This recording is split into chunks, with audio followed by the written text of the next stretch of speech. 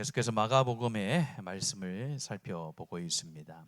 우리는 살아가면서 수많은 사람들과 관계를 맺고 또 서로 영향을 주고 살아갑니다. 그렇죠? 우리가 사람이 산다라는 것은 자기 혼자 살아가는 것이 아니라 어떤 사람하고 관계를 맺고 그 관계를 맺은 사람에게 좋든 싫든 간에 영향을 주면서 이렇게 살아가게 됩니다. 작게는 우리 가정에서 부모가 자녀에게 영향을 주고 살아가고, 또 친구들끼리도 이렇게 서로 관계를 맺고 영향을 주며 살아가기도 하고, 또한 우리 성도들은 교회 안에서 성도로서 서로 관계를 맺고 영향을 주면서 살아갑니다. 근데 오늘 말씀에 보면은 그 영향을 주는 데 있어서 좀 조심해야 되는 것에 대해서 말씀하고 있는데요. 서로 상처를 주고 서로 상대방을 실족하게 하는 것이 쉬운 죄가 아니에요. 그냥 쉽게 넘어갈 죄가 아니라는 거예요. 굉장히 중요하고 교회 안에서 굉장히 심도 있게 다루어야 될 귀한 말씀이라는 겁니다. 제가 계속해서 말씀을 전하면서 균형을 맞춰 나가면서 강조하는 부분이 있는데, 뭐냐면은 신앙의 삶이라는 것은, 특별히 영적인 삶이라고 하는 것은, 삶과 동떨어져 있는 신앙의 삶과 영적인 삶은 이 세상에 없습니다. 그러니까 우리가 인생이라는 생명을 가지고 살아가는 사람들은 다 현장에서, 실제의 삶 속에서 우리가 믿고 따라가는 하나님을 향한 삶, 하나님께로 가는 삶이 증명이 되어지는 것이지, 그거 없이 신앙이 좋다라는 개념, 막연한 개념을 가지고 살아가서는 안 된다라는 것을 계속해서 강조합니다. 하나님의 말씀에도 보면, 오늘 말씀에도 구체적으로 굉장히 심도 있게 다루고 있는데, 오늘 읽었던 42절의 말씀에 보면 이렇게 말을 합니다. 누구든지 나를 믿는 이 작은 자들 중에 하나라도 실족하게 하면 차라리 연자 맷돌이 그 목에 매어 바다에 던져지는 것이 나으니라, 이렇게 얘기합니다. 그러니까 오늘 예수님께서 말씀하신 경계해야 될 세 가지의 말씀인데, 그 중에 첫 번째가 뭐냐면요, 실족하게 하는 죄를 멀리하고 버려야 된다라는 겁니다. 이 실족하게 한다라는 것은 오늘 말씀에 보면 작은 자들이다, 작은 자들을 실족하게 한다라는 표현을 쓰고 있는데, 이 작은 자들이라는 것은 뭐 키가 작다라는 의미를 가지고 있는 것이 아니라 아직 성숙하지 못한 초보의 자리에 있는 자들, 그 사람들 가리켜서 오늘 작은 자다라고 표현하는데, 오늘 작은 자다라 표현할 때 특별히 믿지 않는 사람들을 이야기하는 게 아니에요. 교회 예수를 믿는 사람 중에 얼마 안 된 사람들, 또 교회에 와서 이제 신앙을 같이 시작하는 데 있어서 관계를 맺는 데 있어서 시간이 오래되지 않은 사람들, 그런 사람들을 가리키는 거예요. 그런 사람들을 향하여서 뭐하게 하면요, 실족하게 한다라는 거예요. 이 실족하게 한다라는 것은 원어상으로 걸려 넘어지게 한다라는 거거든요. 단순히 한번 걸려 넘어졌다가 일어나고 이런 삶을 얘기하는 것이 아니라, 걸려 넘어져서 다시 일어나지 못하는 상황, 그것을 의미하면서 오늘 말씀에 실족하다라는 말을 쓰고 있거든요. 이거를 두 개를 이어서 이야기하면은, 교회 공동체 안에서 신앙이 낮은 사람들, 이제 얼마 믿지 않은 사람들이 있다라는 거예요. 그런 사람들에게 이미 믿었던 사람들이 뭘 하면 안 된다는 거예요? 실족하게 하면 안 된다는 거예요. 그것을 표현하기를 예를 들고 있지 않습니까? 그 당시에 이 로마 시대에 연자 맷돌을 그 목에 매어 바다에 빠뜨리는 것은 하나의 심판이었거든요. 하나의 징벌이었어요. 그런 게 있었다는 거예요. 여러분들, 요즘에는 오해하는 분들이 없지만 여기에서 말하는 연자 맷돌이라는 것은 사람이 그 돌리는 맷돌을 말하는 것이 아니라 짐승들이 끼는 맷돌을 말하는 거잖아요. 여러분들 많이 보셨죠? 그림으로 못 보셨어요? 엄청 크잖아요. 이렇게 그것을 목에, 뭐 사람이 매는 것도 목에 매면 죽습니다. 그 매고 바다에 들어가면 죽어요. 그런데 완전히 더 심각하다라는 것을 강조하기 위해서 이 동물이 끄는 연자 맷돌을 목에 걸고 바다에 빠뜨리는 것과 같을 정도로 그것이 굉장히 심각한 문제라는 것을 가르쳐 주는 거예요. 오늘 여기에서 우리가 꼭 기억해야 될 것은, 우리가 신앙이 낮은 사람들, 특별히 신앙의 연수가 작은 사람들을 대할 때마다 항상 말과 행동에 있어서 조심을 해야 된다는 거예요. 왜 그러냐면은 근거가 어디 있냐면요, 한 영혼이 귀하기 때문에 그렇다는 거예요. 한 영혼이 귀하기 때문에 그 영혼이 실족하게 만드는 것은, 하나님을 따라가는 데 있어서 방해가 되어지고 걸림돌이 되게 하는 것은, 한 영혼이 천하보다 귀하고 하나님께서 귀하게 영혼을 하나님 앞에서 떨어뜨리는 일이 되기 때문에 너희들은 한 사람을 실족하는 것에 있어서 굉장히 주의하라라는 뜻이에요, 여러분들. 근데 우리는 이걸 너무 쉽게 넘기고 있어요. 그러니까 신앙이 좋은 것과 다른 사람을 배려하고 다른 사람을 실족하게 않는 것은 비례하는 거예요. 그러니까 신앙이 좋은데 늘 다른 사람들과 관계를 맺거나 다른 사람들과 하고 있으면 다른 사람들이 실족하는 일이 벌어지고 다른 사람들에게 피해를 주거나 다른 사람의 마음을 상하게 하는 그런 일을 하는 사람이 있다. 그러면요, 신앙이 어떻게는 아직 그 사람이 미성숙하다는 것을 말하는 거예요. 여러분들 싸움을 하잖아요. 여러분들 싸움 안 합니까? 싸움하죠. 싸움하면요, 누가 이길까요? 반대로 싸움하면은 누가 질까요? 여러분들 부부 싸움 해보셨나요? 부부 싸움 해가지고 누가 지나요? 남자가 집니까? 장로님 지은 남자가 지네요. 근데요, 실제로 싸움을 하면요, 성숙한 사람이 집니다. 그러니까 우리 장로님은 성숙한 사람. 예를 들면 그렇다는 겁니다. 왜 그러냐면은 싸움을 하면요, 성숙한 사람이 져줘요. 그게 여러분 일반적인 삶의 패턴입니다. 그래서 내가 저 사람하고 싸워서 나 이겼어 그러면요, 내가 아직 뭐요? 미성숙하다 이러시면 됩니다. 성숙한 사람은요, 자신의 자존심을 내려놓을 줄 알아요. 성숙한 사람은 포용할 줄 알아요. 근데 성숙하지 못한 미성숙한 사람은 남을 이해할 수가 없어요. 그리고 포용하지 못해요. 그래서 무조건 이겨야 되는 거예요.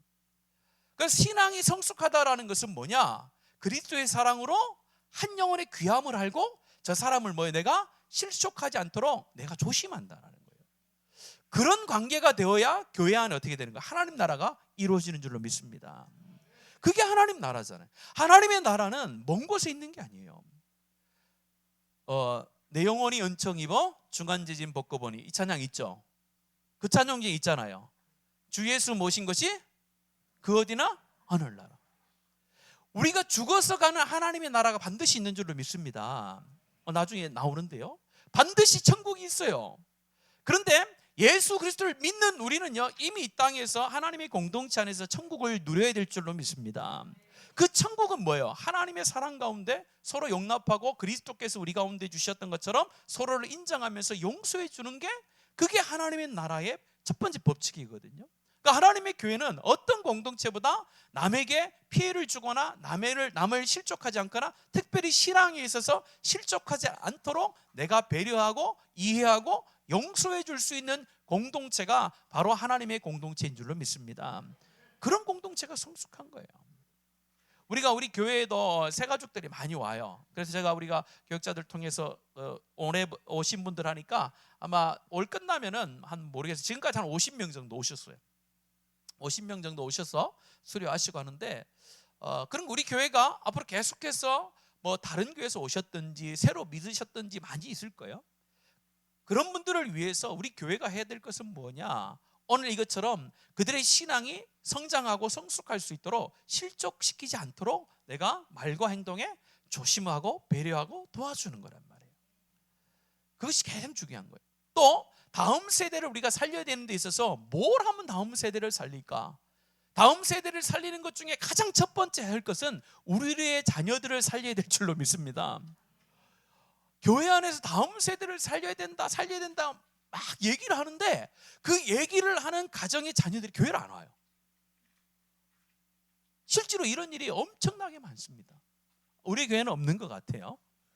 제가 이전에 교회를 섬길 때 어떤 장로님이 이렇게 당회를 하는데 얘기하는 거예요. 우리 부목사님들께서 교육 부서를 좀 잘 맡아서 해야지 우리 다음 세대가 다 죽고 있다고 이렇게 얘기를 하셨어요. 그래서 제가 총대를 메고 얘기를 했습니다. 장로님의 자녀에 고3과 중1이 있는 줄 압니다. 교회 2명 다 잘 안 나오고 있어요. 제가 출석부를 체크해 봤더니 1년에 몇 번 안 나오는 것 같습니다. 이렇게 얘기했어요. 그 뒤로부터 어떤 장로님도 다음 세대 얘기를 안 하셨어요. 왜냐하면 실제로 그런 일이 벌어져요. 그거는 장로님뿐만 아니라 목사 자녀도 마찬가지인 거예요. 요즘 시대에 다음 세대를 살리는 데서 자신의 자녀를 먼저 살리는 것이 첫 번째인 줄 믿습니다. 그런데요, 그 자녀를 살리기 위해서는요, 자녀를 어떻게 하면 안 되는 거예요? 실족시키면 안 되는 거예요. 믿음에 있어서 실족시키지 말라는 거예요. 뭐 충고하고 권고하고 하지 말라는 것이 아니라 믿음에 있어서 실족시키면 안 되는 거예요. 부모님이 갔다 왔어요. 밥을 먹을 때마다 교회 얘기를 하는 거예요. 우리 목사님 안 돼. 우리 장로님 안 돼. 그런 얘기를 보면 얘가 안 듣는 것 같아요. 안 듣는 것 같은데 나중에는요, 그것만 들어요. 좋은 얘기를 하나도 안 듣고 나중에 교회 가서 저 장로님 우리 아빠가 엄마 얘기는 안 된다던데. 실제로 그런 일들이 많이 벌어지고 있어요. 쉽게 우리가 행동하고 말하는 것이 우리 아이들의 신앙에 실족시키는 게 많았기 때문에 올 시대 다음 세대가 교회를 향한 가지고 있는 이미지가 별로 좋지 않다는 거예요. 그 아이들이 태어날 때부터 교회의 이미지가 안 좋았던 게 아니잖아요. 누군가를 통해서 영향을 받고 누군가를 통해서 어떤 소리를 들었는데 그것이 좋은 이미지는 아닌 거예요. 그것이 바로 우리 다음 세대에 실족시키지 않는 일입니다. 우리가 좋은 얘기만 많이 하는 거예요. 그래서 우리 교회가 정말로 다음 세대를 살리는 것뿐만 아니라 우리 교회 가운데 오신 분들 믿음 안에서 용납해주고 함께 형제로서 자매로서 하나님 나라를 이뤄가는 데 있어서 실족시키면 안 되겠구나. 실족시킨다는 것이 예수님이 말씀하실 때에 연자맷돌을 그의 목에 메어서 바다에 빠뜨리는 것처럼 그만큼 심각한 일이구나. 그걸 우리 마음속에 새기며 주의 교회를 섬겨나가는 저와 여러분 되기를 원합니다. 두 번째, 하나님께서 금지하시고 멀리하라고 한 것은요, 43절부터 우리 읽었던 48절까지 보면은 자기 자신을 철저히 돌아보고 죄를 멀리하라는 거예요. 오늘 말씀 우리 한번 읽어볼까요? 42절 43절만은 같이 한번 읽을게요. 43절입니다. 시작. 만일 내 손이 너를 범죄하게 하거든 찍어버리라. 두 손을 가지고 아멘. 43절에 보면은 손을 이야기하면서 손이 너를 범죄하게 하면은 뭐요? 찍어버리라 있고 45절 읽을까요? 시작. 만일 내 발이 너를 범죄하게 하거든 찍어버리라. 다리 저는 자로 영생에 들어가는 것이 두 발을 가지고 지옥에. 45절에서는 뭐요? 발이 너를 범죄하거든 찍어버리라 되어 있습니다. 그 뒤에 말씀 47절 같이 읽겠습니다. 시작. 만일 내 눈이 너를 범죄하게 하거든 빼어버리라.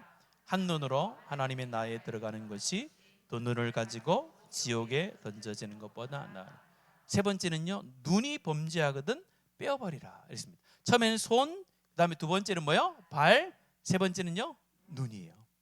이게 나를 범죄하거든, 자기 자신을 범죄하게 하는 세 가지의 중요한 어떤 그런 모습을 비유로 말씀한 거예요. 손은 뭡니까? 모든 내가 행동하는 걸 다 의미하는 거예요. 내가 손으로 대부분 다 하잖아요. 발은 뭐합니까? 가는 걸 말하는 거예요. 내가 가서 뭔가를 하잖아요. 눈은 뭐예요? 내가 보잖아요. 그래서 이 세 가지가 어떻게 보면 행동하고 선택하는 데 있어서 굉장히 중요한 역할을 하는 그런 신체의 도구인데, 실제로 이 세 도구가 하나님 앞에서 범죄하게 하는 대로 사용된다는 거예요. 그러면은 그 범죄하게 하는 이런 것들을 잘라버리라는 거예요. 잘라버리고 장애인으로 천국에 가는 것이 낫지 그거로 인해서 범죄하여서 지옥에 가는 것보다 훨씬 낫다라고 하는 거예요. 근데 이거를 어떤 사람들은 문자 그대로 받아들이면 어떻게 될까요? 오늘 이 말씀을 잘 지킨다 해서 문자 그대로 받아들이는 분이 있으면 한번 여러분 손을 한번 들어보세요. 손을 들 수가 없겠죠. 다 잘려버렸으니까. 만약에 여러분들 이 말씀을 그대로 한다면요, 팔이 몇 개 있어야 될까요? 하루에도 몇 번 이 죄를 범하는데 한 번 자르고 나면 없잖아요. 안 되는 거예요. 발은요, 눈은요. 이건 뭐를 의미할까? 그만큼 심각하다는 거예요. 우리가 하나님 앞에서 죄를 범하는 여러 가지 유혹들이 있는데 그 죄를 범하는 유혹들을 네가 심각하게 알고 그 죄 가운데 빠지지 않아야 된다는 것을 가르쳐 주는 거예요. 그러면서 말합니다. 뭐라고 얘기하면요, 내가 천국에 가는 걸 낫지 어디 안 가는 게 낫다고요? 지옥에 가지 않는 것이 낫다. 여러분, 오늘 말씀의 지옥, 여러분들 성경에서 지옥이라는 표현이 몇 번 나오는 줄 아십니까? 지옥 잘 모르시죠? 안 쉬어봤으니까 12번 나와요. 12번. 지옥이라는 표현이요, 야고보 사도가 지옥이라는 표현을 한 번 썼고 나머지 전부 다 누가 쓰셨냐면요, 예수님께서 쓰셨어요. 실제로 지옥이 있는 줄로 믿어야 됩니다. 오늘 지옥을 표현하기를요, 여러분들 한번 보시면은 43절에도 끝에 보면요, 지옥 곧 꺼지지 않는 불에 들어가는 것보다 나으니라. 지옥에는요 꺼지지 않는 불이 있다라는 거예요. 계시록에는 꺼지지 않는 불이 있는 불못이라고 이렇게 표현도 하죠. 그 다음에 여러분 48절 한번 보세요. 48절 같이 한번 읽을까요? 시작. 거기에서는 구더기도 죽지 않고, 그렇죠? 지옥을 굉장히 강조하고 있어요. 그러면서 하나님 나라하고 이렇게 비교를 시키는 거예요. 천국과 하나님 나라와 지옥에 대해서 비교를 하면서 심각하다는 거예요. 뭐냐, 네가 죄 지을 수 있는 상황이 많지만은 그 죄로부터 내 자신을 철저히 돌아보면서 죄를 멀리하는 것이 우리 가운데 꼭 필요하다라는 것을 가르쳐주면서 지옥이라는 것을 예수님께서 부각을 막 시키고 있는 거예요. 여러분, 지옥이라는 것은 우리가 생각하는 그런 어떤 고통이 아닙니다. 오늘 지옥이 굉장히 우리 가운데 가까이 와 있어요. 뭐라고 하면요, 입시지옥이라고 해요. 입시지옥. 입시지옥. 근데 여러분, 입시지옥과 진짜 지옥과 비교할 수 있을까요? 아니죠, 여러분들. 그건요, 아무리 입시지옥이라도 입시지옥이 한 1년이나 2년이면 끝납니다. 지옥은 어때요? 오늘 말이야, 거기는 구더기도 어떻게 한다고요? 죽는다고요? 죽지 않는다고요? 죽지 않는다는 거예요. 영원한 고통이 있는 곳이라는 거예요. 가면 안 되는 곳이에요. 근데 우리는 전도하다 보면요, 우스갯소리를 그렇게 얘기해요. 예수님 안 믿으면 지옥 갑니다. 나 지옥 갈래요. 이런 사람들이 생각보다 있습니다, 여러분들. 그 사람은 진짜 지옥이 어떤 곳인지 몰라서 그래요. 지옥이라는 것은요, 우리가 상상할 수 없는 고통이 있는 곳입니다, 여러분들. 그래서 지옥이 그만큼 고통스럽기 때문에 우리가 예수 믿고 천국 받는 것이 그렇게 더 큰 기쁨이 되는 거예요. 오늘 하나님께서는 말씀합니다. 예수님을 통해서 너희들의 삶 가운데 실제로 죄를 범하게 하는 손과 발과 눈이 있거든, 실제로 그것을 잘라내듯이 그런 고통이 있을지라도 그 고통을 겪는 것보다 지옥에 가서 겪는 고통이 훨씬 더 크기 때문에 너희들이 그 죄악과 피 흘리기까지 못하게 하는 거예요. 싸우고 절제하고 살아가라라고 말씀하는 겁니다. 마지막 세 번째는 뭐라고 말씀하십니까? 오늘 49절과 50절은 같이 생각할 수도 있고 따로 생각할 수 있는데 같이 한번 읽겠습니다. 49절 50절입니다. 시작. 사람마다 불러서 소금 치듯함을 받으리라. 소금은 좋은 것이로되 만일 소금이 그 맛을 잃으면 무엇으로 이를 짜게 하리요? 너희 속에 소금을 두고 서로 화목하라 하시니라. 두 번째는 죄로부터 내 자신을 철저하게 잘 지키라라는 의미로 죄를 범하는 것이 그만큼 하나님 앞에서 어렵게 하는 이유가 된다는 것을 말씀한 거고, 세 번째는 너의 본분을 잘 지켜 세상에서 영향력, 하나님 주신 소금과 빛의 사명을 감당하라는 거예요. 단순히 죄를 멀리하는 것에서 끝나는 것이 아니라 더 나아가서 소금으로 너희들의 삶을 살고 빛으로의 삶을 살아가고 하면서 오늘 말씀하면서 뭐라고 하냐면요, 불로서 소금 치듯 함을 받으리라. 이 정결하다는 의미거든요. 50절은 뭐라고 합니까? 하나님께서 소금은 좋은 것인데 만일 소금이 그 맛을 잃으면, 원래의 의도와 원래의 본질의 사명을 잃어버리면은 하나님께서 뭐 하는 거예요? 의미 없다라고 얘기한다는 거예요. 그래서 우리가 성도로 부름받은 자들, 하나님의 백성으로 부름받은 자들은 하나님께서 나를 세워준 그 성도의 본분, 빛과 소금의 영향력을 발휘하는 일에 우리가 힘을 써야 된다는 거예요. 이것은 금방 비유를 들면 알 수 있는데, 여러분 이전에 이런 말 많이 들어보셨어요. 뭐냐면 사람들이 이렇게 생활을 하면서 예수 믿는 사람들이 있으면요, 뭐 얘기를 해요. 예수 믿는 사람이 이야기를 하면은 다른 사람들이 거기서 도와줘요. 야, 예수 믿는 사람들이 거짓말 하겠나? 그 진짜다. 이런 말 여러분 옛날에 못 들어보셨어요? 들어보셨죠? 옛날에는요, 예수 믿는다 그러면은 거짓말 안 하는 줄 알았어요. 그래서 사람들이 저 사람 예수 믿는 사람이니까 저 사람 거짓말 하는 사람 아니야라 하면서 신뢰를 해줬던 시대가 있었다니까요. 지금 어떻습니까? 예수 믿는 사람이 거짓말 더 잘하는, 이렇게 얘기하는 거예요. 왜냐면 방송에 나오는 모든 사람들을 보면요, 기독교인들이 많았거든요. 그 사람들이 아무런 죄책감 없이 거짓을 이야기하는 것이 세상 사람들 가운데 많이 비춰진 거예요. 실제로 예수 안 믿는 사람보다 믿는 사람들이 혹시 거짓말을 안 하는 것은 맞습니다. 그러나 일반 사람들에게 비춰지기는 그렇게 비춰진다는 거예요. 소수의 믿는 사람들이 있었을 때는 그 선한 영향력을 통해서 나라와 또 공동체 가운데서 선한 영향을 끼치던 그 시대가 있었는데, 오늘 시대에 많은 사람들이 교회 안에 생겨나고 믿는 사람들이 많아졌지만은 그의 영향력이 악한 영향을 주다 보니까 이제는 별 의미 없는 기독교로 자꾸 전락해는 그런 모습이 드러난다는 거예요. 예수를 믿는다, 잘 믿는다는 것이 무엇입니까? 예수를 잘 믿는다는 것은 거짓을 말하지 않는다는 거거든요. 우리가 이야기를 합니다. 목에 칼이 들어와도 뭐 한다는 거예요?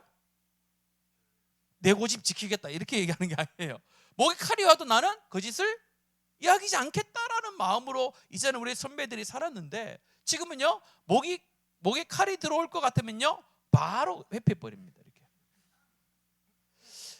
그러다 보니까 오늘 이 시대에 소수의 사람들이 영향력을 줘서 좋은 이미지를 풍겼던, 나타냈던 그런 시대가 지나가고, 이제는요 숫자는 많아졌지만은 우리가 바라는 그 향기와 모습이 오늘 말씀하는 것처럼 소금으로서의 그런 정결함과 또 그런 어떤 세상을 정화시키는 그런 사명을 우리가 못하고 있다라는 그런 모습이 좀 우리의 마음속에 듭니다. 오늘 이 시간을 통해서 하나님께서 내 개인적으로도 죄를 멀리하는 것도 필요하고, 또 공동체 안에서, 이 사회 안에서 소금으로서의, 빛으로서의 사명을 준 그 사명을 좋은 의도로 선한 영향을 미치는 그런 삶을 일상에서 우리가 살아내야 되는 것, 그것이 예수님께서 우리 가운데 원하시는 삶이라는 것을 말합니다.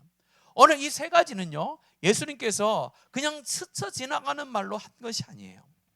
오늘 여러분들이 이제 9장의 말씀을 계속해서 살펴보고 있는데요, 9장의 말씀을 쭉 내려오면서 그 전에 말씀 무엇입니까? 가이사랴 빌립보에서 사람들이 나를 누구느냐라고 했잖아요. 주는 그리스도시요 살아계신 하나님의 아들입니다라는 고백을 듣고 나서 이제 쭉쭉 내려옵니다. 내려오고 나서 어떻게 됩니까? 변화산상에서도 예수님을 만납니다. 그리고 또 놀라운 일들을 바랍니다. 이제 뭐냐면요, 예수님께서 제자들하고만 같이 다녀요.